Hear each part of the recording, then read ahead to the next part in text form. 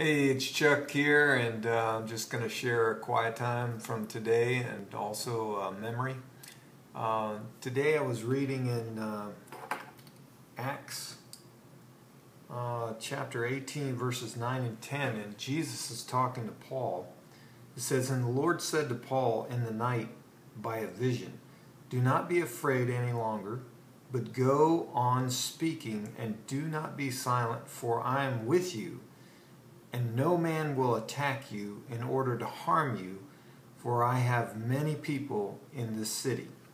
Now that's a really interesting statement from Jesus, and it had to be kind of a interesting concept for the Apostle Paul as well. Because think about what the Apostle Paul has been through up to that point. See, this is later on, he's entering into his ministry in Corinth.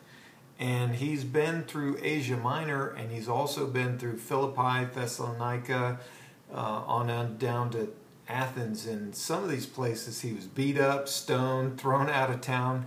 And so now Jesus says, okay, no man's going to harm you. Now that would probably cause a tension for the Apostle Paul at that point. He either can believe or he can think about his past, his wounds, his beatings, his being stoned, and think, am I really going to believe this? So it's kind of a crisis of belief here. And I think in a lot of ways we do the same thing. We may have some brokenness in the past. We may have some bad experiences in the past. We may have some things where we feel like God's let us down, that divine disappointment. And Jesus comes to us and says, I'm going to take care of you.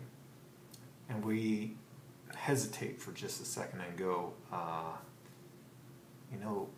God, I trusted you back then and things didn't work out so well. And we may use our past experiences for an excuse not to trust God in the present.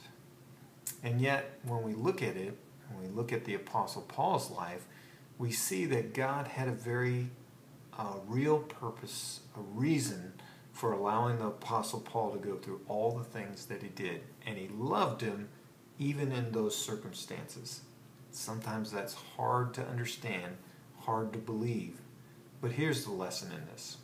We cannot allow our past wounding, brokenness, experiences, disappointments determine how we're going to believe God today. So, just a little thing out of my quiet time this morning. It reminds me of a memory. I was on a cruise ship, and we were having fun in paradise, and I was walking to get some more food. And you do that a lot on cruise ships. And as I walked from the carpet to the tile was wet. I slipped and fell and shattered my kneecap. And wow, what a painful experience. And then these guys put me in like one of these fire rescue litters, kind of a cage type of thing, and they carrying me down the steps because they couldn't fit me in the elevator, down into the bowels of the ship, which was a painful experience anyways. And then they said, oh, you need to go see a doctor in the emergency room in Cancun, Mexico. And I had these images of an emergency room in Mexico. Oh my goodness. And I've been in hospitals in foreign countries before, and some of those places weren't pretty. But I had all these images of, what this could be like. And actually the doc was quite nice, and the emergency room was well equipped, and everything worked out really well. So all my fears were, for naught. But anyways, that's a memory that I have, but it really ties into my time with Jesus this morning as well, because, see, God didn't protect me from that fall. He allowed it to happen.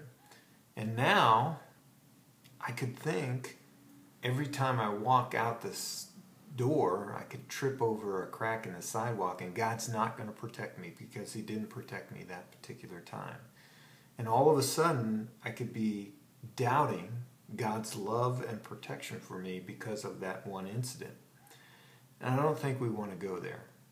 I think God has protected us plenty of times, way more than what we deserve, and we really need to trust in what He's telling us today and not allow all those past experiences to determine our faith for today. So hopefully that's helpful, and thanks for listening. We'll talk to you next time.